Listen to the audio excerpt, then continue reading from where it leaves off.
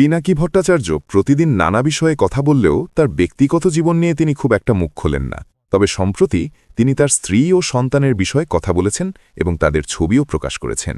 পিনাকি তার পরিবার নিয়ে কি বলেছেন এবং তার পরিবারের বিস্তারিত থাকছে আমাদের আজকের এই আয়োজনে। পিনাকির বাবা শ্যামল ভট্টাচার্য ছিলেন বগুড়া জিলা স্কুলের শিক্ষক, ফলে পিতার হাত ধরেই তিনি এসএসসি পর্যন্ত জিলা স্কুলেই পড়াশোনা করেছেন। পরে তিনি ভর্তি হন বগুড়ার সরকারি আজিজুল হক কলেজে।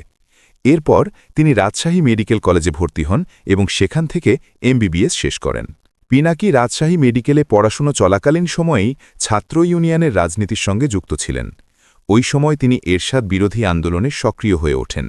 একদিন তাকে মেরে ক্যাম্পাসে ফেলেও রাখা হয়েছিল। পরে আবার গ্রেপ্তার হলেন। তবে মেডিকেল শিক্ষার্থী এবং শিক্ষকদের আন্দোলনের মুখে ওই সময়ের প্রশাসন তাকে ছেড়ে দিতে বাধ্য হয়। পিনাকির সঙ্গে রাজশাহী মেডিকেল কলেজে ডাক্তারি পড়তেন আঞ্জুমান আরা বেগম।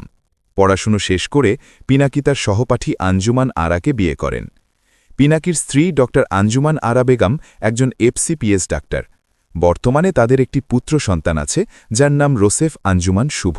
সম্প্রতি স্ত্রীর বিষয়ে ফেসবুকে একটি ছবি সহ পিনাকি লেখেন, গতকাল আমার এক ক্ষুদ্র ভ্রাতা আমারে কইতেছে টাঙ্গাইলে আসবেন। দেশে আসলে আমি কইলাম না যাইয়া তো উপায় নাই, টাঙ্গাইল আমার শ্বশুরবাড়ি, আমি টাঙ্গাইলের জামাই। মুহূর্তেই ক্ষুদ্র ভ্রাতারা আমার শ্যালক হইয়া গেল। আমার শ্যালকদের জন্য নেন আপনাগের বোনরে দেখেন।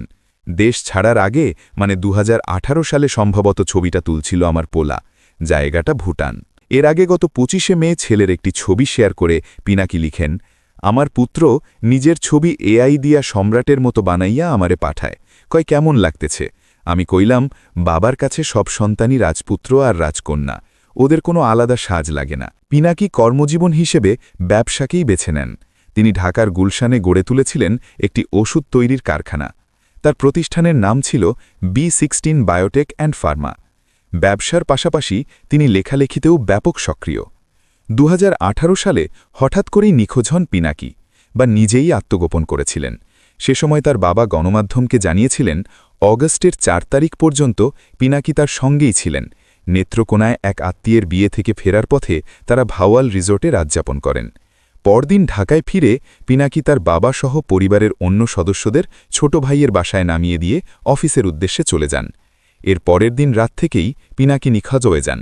তার বাবা ওই সময় আরও বলেন, নিখোঁজ হয়ে যাওয়ার আগে পিনাকি ফেসবুকে লিখেছিলেন যে তিনি অফিসে থাকাকালীন গোয়েন্দা সংস্থার কর্মকর্তা পরিচয়ে একজন তাকে ফোন করেন এবং জরুরি কথা আছে বলে তাদের অফিসে ডাকেন। পিনাকি জবাবে বলেছিলেন, জরুরি কথা থাকলে আপনারাই আমার অফিসে চলে আসুন। এরপর অফিস থেকে বের হয়ে তিনি আর বাসায় ফেরেননি। শ্যামল ভট্টাচার্য ওই সময় ধারণা করেছিলেন পিনাকির ফেসবুকের লেখালেখির কারণে কোনো গোষ্ঠী তাকে প্রাণনাশের হুমকি দিয়ে থাকতে পারে। এর ফলে সে মোবাইল, ফেসবুক সবকিছু ছেড়ে আত্মগোপনে চলে গেছে। এই হুমকির বিষয় নিয়ে তার বাবা প্রধানমন্ত্রী বরাবর একটি আবেদনও করেছিলেন। এরপর পালিয়ে দেশ ছাড়েন পিনাকি ভট্টাচার্য, আর তখন থেকেই তিনি অবস্থান করছেন ফ্রান্সে।